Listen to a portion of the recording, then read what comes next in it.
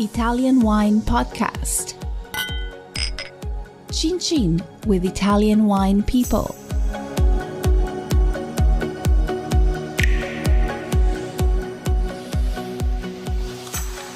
Hello, this is the Italian Wine Podcast with me, Monty Waldin. My guest today is Michele Bernetti from Umani Ronchi in Marche, which is on the Adriatic coast of Italy. Welcome. Buongiorno. Well, thank you. Thank you very much for calling. Just give us a very brief history of Umani Ronchi and then explain to us that first wine that you have next to you. Yes, okay. Umani Ronchi is my family winery.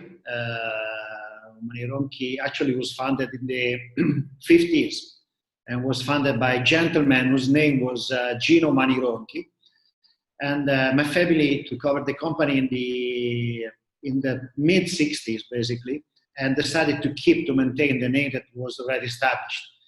Umani Ronchi was born in the Marche region, and this little region located by the central Italy on the eastern side, so by the Adriatic.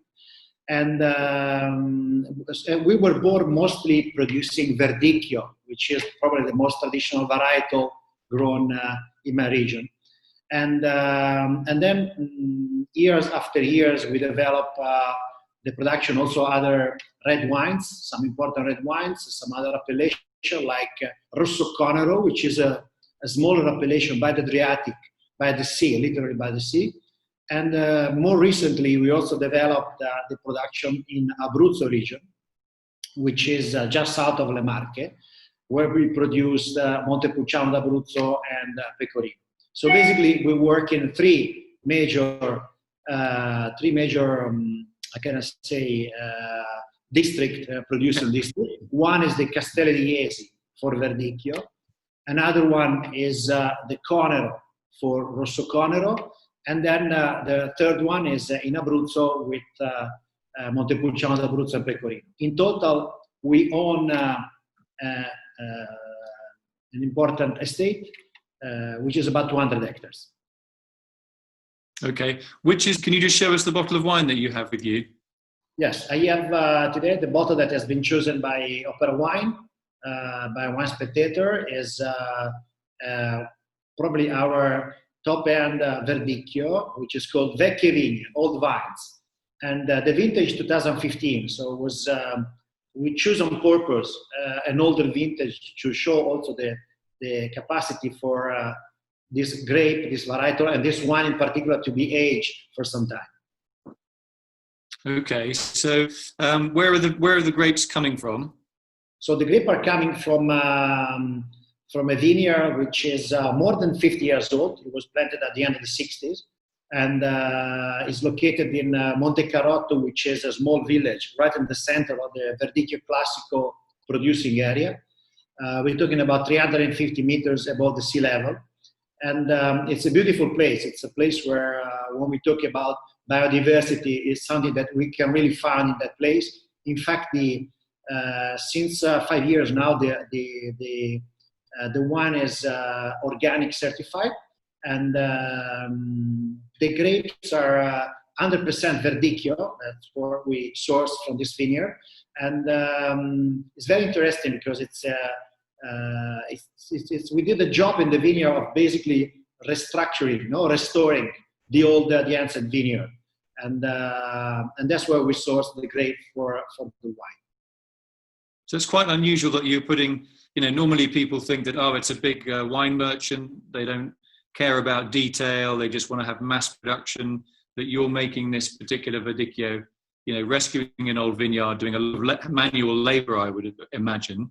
How is it? Just explain a little bit the fermentation and the aging of that one. Yes, fermentation is conducted in stainless steel tanks, 100%. And then once the fermentation is finished, completed, we rack the wine in concrete tanks. It's not the modern eggs or whatever, but just in the very traditional concrete tanks that we have in our winery in the Verdicchio area. We keep the wine sur lit, on the lees, for about a year, and then we rack off the concrete 1 year later, and we go, usually we keep the wine, we store the wine in still for a few months, and then we go and bottle the wine. Normally, we don't go through malolactic fermentation, so we prefer to keep the wine a bit more with more acidity, with more freshness. Also, a wine that can, I think, be enjoyable through the years, through the time.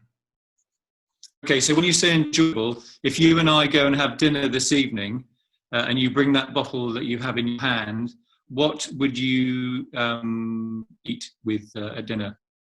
What's a good match? I think this is yes, it's a good question, because I think you can have okay, I think fish is quite obvious, quite natural. Maybe I wouldn't go with like shellfish. I would go with something more structured type of dish or recipe.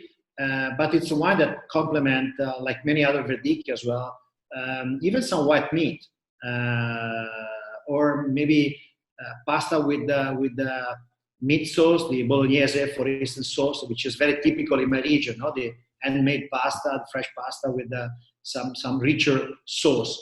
I think it could work. It works very well. But when you say white meat, are we talking about chicken, or are we talking about, for example, rabbit? No, we're talking about mostly chicken or turkey, or what is more this type of meat. Okay. And in terms of international markets, very briefly, and the local market, how strong is the local market, and what are your key export markets? Okay, the Umani Ronchi is based basically with 30% in domestic and 70% export. Maybe it's about 30-35 domestic and consecutively 70-65% export. Some of the major market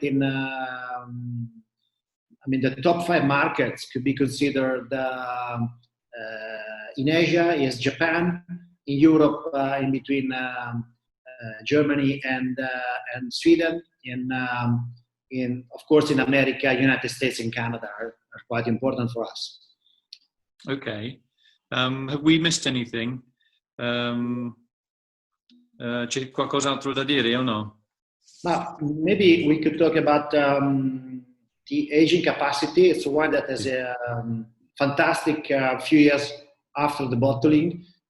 We recently did the vertical tasting on going back to vintages. Actually, the first vintage we produced, Vecchie Vigne, this particular wine, was 2001.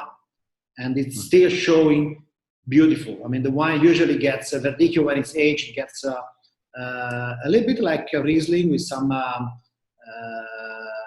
bit of kind of fennel, a bit of not gasoline, because a bit like Riesling, develops the tertiary aromas, and without losing freshness in the wine.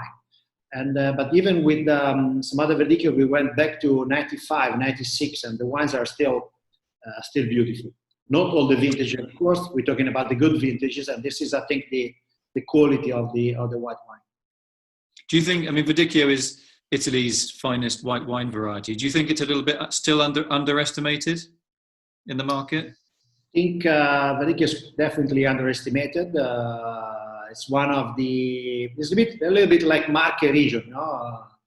Marche was New York Times defined Marche as one of the most interesting unknown place in Italy, and I think is also for Verdicchio. There's a bit of misunderstanding. People thinking about Verdicchio that was produced in the 70s, a bit more commercial style, very light, pale, nice acidity, but no more than that. And now the modern Verdicchio is completely different, as can be correctly defined as one of the, like you say, the finest white wines in Italy. Yeah, and it's very food friendly, isn't it? It's got that lovely salty taste to it, doesn't it? That is very appetizing. I don't like to use the word minerality, because I know it's not quite, it's quite common, quite obvious, I would say. But I think if we need to define minerality in some of the Italian wines, I think Verdicchio is definitely in that category, I would say. Perfect. Michele, I want to say it's really nice to see you again.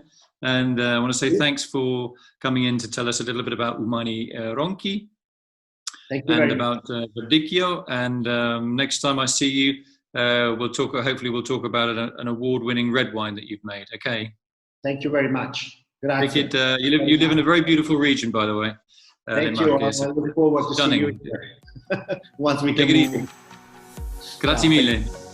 Thank you.